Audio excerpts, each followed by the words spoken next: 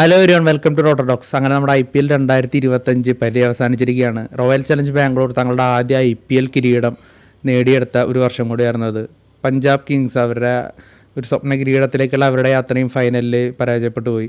അപ്പോൾ IPL 2025 ആരാധകർ പ്രതീക്ഷയ്ക്കൊത്ത് ഉയരാതെ play off പോലും കാണാതെ പുറത്തായ ടീമുകളെ പറ്റിയിട്ട് അവരെന്തുകൊണ്ട് പുറത്തായി, അല്ലെങ്കിൽ എന്താണ് ഈ സീസണിലൊരു ഫെയിലിയറിന് കാരണമെന്ന് നമ്മൾ ചർച്ച ചെയ്യുകയാണ്. അപ്പോൾ ആദ്യം തന്നെ ചെന്നൈനെ പറ്റിയിട്ടാണ്, ചെന്നൈ സൂപ്പർ കിങ്സിനെ പറ്റിയിട്ടാണ് സംസാരിക്കുന്നത്. അപ്പോൾ നമുക്ക് ഗ്യാദർ ചെയ്ത് കുറച്ച് പോയിൻറ്റ്സും കാര്യങ്ങളാണ് നമ്മളിൽ ഡിസ്കസ് ചെയ്യാൻ പോകുന്നത്. അപ്പോൾ നിങ്ങളുടെ ഫീഡ്ബാക്സും കാര്യങ്ങളുണ്ടെങ്കിൽ നിങ്ങൾ കമൻറ്റ് ബോക്സിലൂടെ അറിയിക്കുക. അതുപോലെ തുടർന്നുള്ള വീഡിയോകളിൽ ബാക്കി 6 ടീമുകൾ പ്ലേ ഓഫ് ആണത് പുറത്തായി ബാക്കി 6 ടീമുകളെ പറ്റിയിട്ട് നമ്മൾ പറയേണ്ടാവും. അപ്പോൾ ഈ ഒരു വീഡിയോയിൽ ചെന്നൈനെ പറ്റി മാത്രമേ ഉണ്ടാവുള്ളൂ. അപ്പോൾ ഈ ഒരു വീഡിയോയുടെ റെസ്പോൺസ് അനുസരിച്ച് നമ്മൾ ബാക്കി ടീമുകളുടെ തോൽവികൾക്ക് കാരണം എന്താണെന്നുള്ളൊരു വീഡിയോ കൂടി ഇടുന്നുണ്ടായിരിക്കും. അപ്പോൾ ബാക്കി പ്ലേ ഓഫ് ആണത് പുറത്തായ ബാക്കി 5 ടീമുകളും പറ്റിയിട്ട് നിങ്ങൾക്ക് തോന്നുന്ന അഭിപ്രായങ്ങൾ നിങ്ങൾ എന്തായാലും കമൻറ്റ് ബോക്സിൽ പറയാം. നിങ്ങൾക്ക് തോന്നുന്ന പോയിന്റ്സ് നിങ്ങൾ പറയാം. അപ്പോൾ അതിനെ പറ്റിയിട്ട് നമ്മൾ ഡിസ്കസ് ചെയ്യുന്നതായിരിക്കും.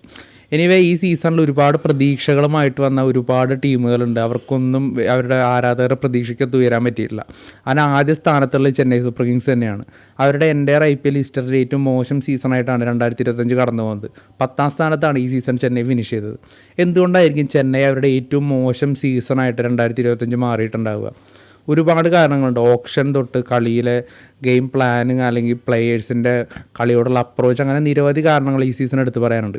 കാലകാലങ്ങളായിട്ട് ഓപ്ഷനിൽ എപ്പോഴും ഒരു അലസഭാവമാണ് ചെന്നൈയുടെ ടീം മാനേജ്മെൻറ്റ് ഉണ്ടാവുക. നമ്മൾ ശ്രദ്ധിച്ചാൽ മനസ്സിലാവും. ഒരു സ്റ്റാർ പ്ലെയേഴ്സിനെ മേടിക്കുന്നതിലോ അല്ലെങ്കിൽ അവർക്ക് വേണ്ടി ബിഡ് ചെയ്യുന്നതിലൊക്കെ എപ്പോഴും ഒരു താല്പര്യക്കുറവ് ചെന്നൈ മാനേജ്മെൻറ്റ് കാണിച്ചിട്ടുണ്ടായിരുന്നു. എപ്പോഴും കുറച്ച് എക്സ്പീരിയൻസ്ഡ് ആയിട്ടുള്ള, കുറച്ച് ഏജ് ആയിട്ടുള്ള, എക്സ്പീരിയൻസ്ഡ് ആയിട്ടുള്ള ഇന്ത്യൻ ആയാലും ഫോറിൻ ആയിട്ടുള്ള പ്ലെയേഴ്സിനെയാണ് കൂടുതൽ ചെന്നൈ നോക്കാറ്. യങ് ടാലൻസിന്, അത് ഇന്ത്യൻ ആയാലും ഫോറിൻ പ്ലെയേഴ്സ് ആണെങ്കിലും അധികം ചെന്നൈ അങ്ങനെ മേടിക്കാറില്ല. കഴിഞ്ഞ കുറേ വർഷങ്ങളെടുത്ത് നോക്കിക്കഴിഞ്ഞാൽ സാം കറൻ എന്ന് പറയുന്നൊരു ഫോറിൻ യങ് ടാലൻറ്റ് മാത്രമാണ് ചെന്നൈയിൽ കുറച്ചെങ്കിലും കാലം കളിച്ചും കഴിവ് തെളിയിച്ചതും. ഏതായാലും ഈ സീസണിലോട്ട് വരുമ്പോൾ ഓപ്ഷനിൽ തന്നെ ചെന്നൈയുടെ പ്ലാൻ ഭയങ്കര മോശമായിരുന്നു തന്നെ പറയേണ്ടി വരും. ഒരർത്ഥത്തിൽ കഴിഞ്ഞ ഒരുപാട് വർഷങ്ങളായിട്ട് ഈ ഫ്രാഞ്ചൈസിനെ സക്സസ്ഫുള്ളായിട്ട് നിലനിർത്തി പോകുന്നതൊക്കെ ഇതേ ഫോർമുല തന്നെയാണ്. അതിലൊട്ടും തർക്കമില്ല. 5 കിരീടങ്ങൾ 16 സീസണിൽ അടിച്ചിട്ടുണ്ടെങ്കിൽ അത് ഈ ഫോർമുല ഫോളോ ചെയ്തതുകൊണ്ട് തന്നെയാണ്. ചെന്നൈയിലെ അതിന് ചെപ്പോക്കിലെ കുത്തിത്തിരിയുന്ന പിച്ചുകളിൽ സ്പിന്നേഴ്സിനെ വെച്ച് തന്നെയാണ് ചെന്നൈ കുറേ കാലം കിരീടം നേടിയതും ജയിച്ചു പോകുന്നതൊക്കെ. പക്ഷേ ഈ സീസൺ അത് വർക്കായില്ല. രവിചന്ദ്രൻ അശ്വിനെ 9 കോടിക്കും രാഹുൽ ത്രിപാഠിയെ 3 കോടിക്കും അതുപോലെ തന്നെ 2 കോടിക്കും 1 കോടിക്കും ഒക്കെ വിജയ് ശങ്കറിനെയും ദീപക് ഹൂഡനെയൊക്കെ ടീമിലെത്തിച്ചതൊക്കെ വൻ ഫ്ലോപ്പ് തീരുമാനങ്ങളായിരുന്നു. 9 കോടിക്ക് മുകളിൽ ഒരു തുക കൊടുത്ത് അശ്വിനെ ടീമിലെത്തിച്ചത് അതൊരു ബുദ്ധിപരമായ തീരുമാനമായിരുന്നോ അതോ ഒരു മണ്ടത്തരമായിരുന്നോ എന്ന് നമുക്ക് ചിന്തിക്കേണ്ടതില്ല. അതൊരു മണ്ടത്തരം തന്നെയായിരുന്നു. ഒരിക്കലും അത്രയും തുകയ്ക്ക് അശ്വിൻ വರ್ತല്ല, അതും തൻ്റെ ഈ ഒരു ഏജിൽ. അതൊരു മോശം തീരുമാനം തന്നെയായിരുന്നു. അതുപോലെ തന്നെ IPL കഴിഞ്ഞ കുറേ വർഷങ്ങളായിട്ട് ഫ്ലോപ്പായിട്ടുള്ള 3 ബാറ്റ്സ്മാൻമാരാണ് രാഹുൽ ത്രിപാഠിയും ദീപക് ഹൂഡയും അതുപോലെ തന്നെ വിജയ് ശങ്കറും. ത്രിപാഠിയൊക്കെ പൂനെക്ക് വേണ്ടി കളിക്കുമ്പോൾ മാത്രമാണ് ഒരു കിടിലൻ സീസൺ അദ്ദേഹത്തിന് ഉണ്ടായിട്ടുള്ളത്. അതിനുശേഷം പിന്നീട് കൊൽക്കത്തയ്ക്ക് വേണ്ടിയിട്ടാണെങ്കിലും സൺറൈസേഴ്സിന് വേണ്ടിയിട്ടാണെങ്കിലും ഒന്നും ഒരു മികവുറ്റ സീസൺ അദ്ദേഹം കളിച്ചിട്ടില്ല. സ്റ്റിൽ 3 കോടിക്ക് മുകളിലാണ് ത്രിപാഠിയെ ചെന്നൈ മേടിക്കുന്നത്. നമ്മൾ നോക്കിയാൽ മനസ്സിലാവും, അശുതോഷ് ശർമ്മയായാലും വാഷിങ്ടൺ സുന്ദർ ആയാലും ഒക്കെ ഇതേ തുകയ്ക്ക് തന്നെയാണ് അതാത് ടീമുകളിൽ പോകുന്നത്. ആ സ്ഥാനത്താണ് അത്രയും തുക കൊടുത്ത് ചെന്നൈ ത്രിപാഠിയെ ടീമിലെത്തിക്കുന്നത്. ദീപക് ഹൂഡ ആയാലും വിജയ് ശങ്കർ ആയാലും അതുപോലത്തെ ഒരു മോശം തീരുമാനങ്ങൾ തന്നെയായിരുന്നു. പക്ഷേ 10 കോടിക്ക് എടുത്ത് നൂർ അഹമ്മദ് ആയാലും അതുപോലെ 2 കോടിക്ക് എടുത്ത ഖലീൽ അഹമ്മദ് ആയാലും ഒക്കെ വളരെ മികച്ച പിക്കിങ്സ് തന്നെയായിരുന്നു. അൻഷുൽ കമ്പോജ് ആയാലും ഭാവിയിലേക്കുള്ള ഒരു നല്ലൊരു അസറ്റ് തന്നെയാണ് ആ ടീമിന്. അത് അല്ല എന്ന് പറയുന്നില്ല. 2021 2018 2023 ടോപ്പ് ഓർഡർ ബാറ്റിംഗ് ഡിപ്പാർട്ട്മെൻറ്റ് എപ്പോഴും സ്ട്രോങ് ആയിരുന്നു.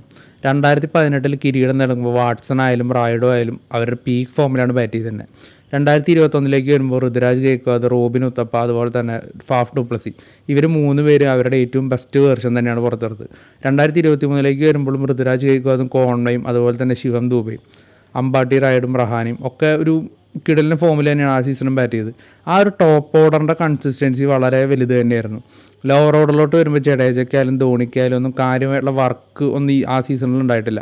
2018 എക്സെപ്ഷനാണ്. അത് സീസൺ ധോണിയുടെ ഒരു പെർഫോമൻസ് വളരെ കിടലിനായിരുന്നു. പക്ഷേ ബാക്കി 2 സീസൺ 21 23 കിരീടം എടുത്ത 2 സീസണുകളിൽ ടോപ്പ് ഓർഡറിൻ്റെ ഒരു ബാറ്റിംഗ് വളരെ ഇമ്പോർട്ടൻ്റ് ആയിരുന്നു. പക്ഷേ ഈ സീസണിലോട്ട് വരുമ്പോൾ കോൺവേ അതുപോലെ രച്ചിൻ, ഈ 2 താരങ്ങളും ചെന്നൈ ടീമിലെത്തിച്ചിട്ടുണ്ടായിരുന്നു. 2 പേരെയും RTM യൂസ് ചെയ്തിട്ടാണ് ടീമിലോട്ട് എത്തിക്കുന്നത്. ഒരേ പൊസിഷനിൽ കളിക്കുന്ന 2 പ്ലെയേഴ്സാണ് ഇവർ 2 പേരും, ലെഫ്റ്റ് ഹാൻഡേഴ്സാണ്. അപ്പോൾ ഈ 2 പ്ലെയേഴ്സിനെ ഒരുമിച്ച് ടീമിലേക്ക് എത്തിച്ചത് ഒരു മണ്ടത്തരം തന്നെയായിരുന്നു. ഋതുരാജ് ഗെയ്ക്വാദിനോടൊപ്പം ഏതെങ്കിലും ഒരു താരത്തിന് ഇറങ്ങാൻ പറ്റുള്ളൂ. അപ്പോൾ ആ ഒരു സാഹചര്യത്തിൽ രണ്ടുപേരും ടീമിലോട്ട് എത്തിച്ച് മാറ്റി മാറ്റി ഓപ്പണിങ് പരീക്ഷണം നടത്തതൊക്കെ ഒരു മോശം ഇത് തന്നെയായിരുന്നു. ചെന്നൈ കഴിഞ്ഞ ഒരു സീസണുകളിൽ അത്തരത്തിലുള്ള ഒരു ഓപ്പണിങ്ങിൽ ഇത്തരത്തിൽ ചേഞ്ചസ് വരുത്തിയിട്ടില്ല. അവസാനമാണ് ആയുഷ് മാത്രമേ കൊണ്ടുവന്നിട്ട് ആ ഒരു പൊസിഷനിൽ ഒരു സ്ഥിരമായിട്ടുള്ള ഒരു പ്ലെയറെ കളിപ്പിക്കുന്നത്. എന്തായാലും അടുത്ത സീസൺ ഋതുരാജ് ഗെയ്ക്വാദ് വരുന്നതിലൂടെ ഒരു ഓപ്പണിംഗ് പെയർ, ഒരു പെർമനൻറ്റ് ഓപ്പണിംഗ് പെയർ ടീമിനുണ്ടാവുമെന്ന് വിചാരിക്കാം. പിന്നെ എടുത്ത് പറയുന്നത് ഡെവാൾഡ് ബ്രേസ് എന്ന് പറയുന്ന ഒറ്റ പ്ലെയർ മിഡിൽ ഓർഡറിൽ വന്നതുകൊണ്ട് മാത്രം ആ ടീമിൻ്റെ ബാറ്റിങ്ങിനുണ്ടായിട്ടുള്ള ഒരു ചേഞ്ച് വളരെ വലുതാണ്. ഒരൊറ്റ ഹിറ്റർ മിഡിൽ ഓർഡറിൽ വരുമ്പോൾ ആ ബാറ്റിംഗ് ഉണ്ടാകുന്ന ചേഞ്ച് കണ്ടില്ലേ, അത് തന്നെയാണ് CSK ഫസ്റ്റ് മുതൽ മിസ് ചെയ്യുന്നത്. മിഡിൽ ഓർഡറിൽ കളിക്കാനായിട്ട് ഒരു പ്രൊമിനൻ്റ് ആയിട്ടുള്ള ഒരു ഹിറ്ററില്ല എന്നുള്ളത്. ഒരു ഹിറ്റർ, അതായത് ദൂബെ മാത്രമാണ് ഒരു ഹിറ്ററായ ടീമിലുള്ളൂ. അദ്ദേഹത്തിനാണ് ഈ സീസണിൽ വലിയൊരു ഫോമിലോട്ട് എത്താൻ സാധിച്ചിട്ടില്ല. പക്ഷേ ഡെവാൾഡ് ബ്രേസ് വന്നതോടുകൂടി ദൂബയും തൻ്റെ ഒരു സ്വതസിദ്ധമായ ശൈലിയിൽ ബാറ്റ് ചെയ്യാനായിട്ട് പറ്റിയിട്ടുണ്ട്. അപ്പോൾ ഒരൊറ്റ പ്ലെയർ വന്നു കഴിഞ്ഞാൽ മതി, എൻ്റെ ടീമിൻ്റെ ഒരു ബാറ്റിംഗ് അപ്രോച്ച് തന്നെ മാറും. അതിന് ഏറ്റവും വലിയൊരു ഉദാഹരണമാണ് ഈ സീസൺ ചെന്നൈ കണ്ടത്. അപ്പോൾ അത്തരത്തിലൊരു ഹിറ്ററെ എടുക്കാതെ അവർ ഈ ഒരു ഓപ്ഷൻ അവസാനിപ്പിച്ചത് മറ്റൊരു വലിയൊരു മണ്ടത്തരമായി.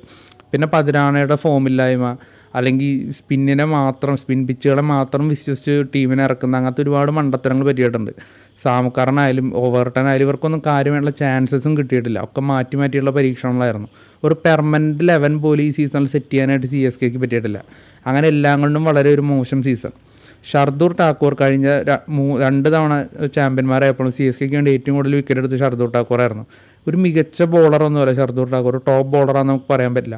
സ്റ്റിൽ അയാൾ CSKയുടെ ഏറ്റവും മികച്ച വിക്കറ്റ് ടേക്കറായിട്ടുണ്ട്. അപ്പോൾ അത്തരത്തിലൊരു വലിയൊരു സ്റ്റാർ ബോളർ ഇല്ലാതെ തന്നെയാണ് ചെന്നൈ കിരീടമൊക്കെ നേടിയിട്ടുള്ളത്. പക്ഷേ ഈ സീസൺ അങ്ങനെ ഒരു വിക്കറ്റ് ടേക്കിംഗ് ബോളർ പോലും ചെന്നൈക്ക് ഉണ്ടായിട്ടില്ല. ഖലീൽ അഹമ്മദ് ആയാലും അൻഷിൽ കോംബോജ് ആയാലും മികച്ച ബോളേഴ്സ് തന്നെയായിരുന്നു. പക്ഷേ ആവശ്യ സമയത്ത് വിക്കറ്റ് എടുക്കുന്ന ഒരു വിക്കറ്റ് പിക്കർ അത് ചെന്നൈക്ക് ഈ സീസൺ മിസ് ചെയ്തിട്ടുണ്ട്. എന്തായാലും കഴിഞ്ഞതൊക്കെ കഴിഞ്ഞു. അതൊരു മോശം സീസൺ തന്നെയാണ് നമുക്ക് കടന്നു പോയത്.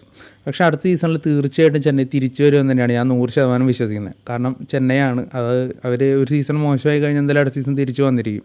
അപ്പോൾ ഈ സീസണിലെ കുറവുകളൊക്കെ മാറ്റി നിർത്തി ഫോമിലില്ലാത്ത പ്ലേയേഴ്സിനെ റിലീസ് ചെയ്ത് കുറച്ച് നല്ല പിക്കും കാര്യങ്ങളൊക്കെ ആയിട്ട് അടുത്ത സീസൺ തിരിച്ചു വരുമെന്ന് തന്നെയാണ് വിശ്വസിക്കുന്നത്.